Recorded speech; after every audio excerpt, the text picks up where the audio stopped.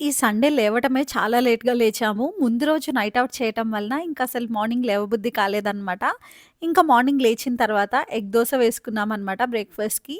ఆ తర్వాత మౌని అండ్ అర్జున్ ఉన్నారు కదా! వాళ్ళు మమ్మల్ని లంచ్‌కి ఇన్వైట్ చేశారు. సో, వాళ్ళ ఇంటికి లంచ్‌కైతే వెళ్ళాము.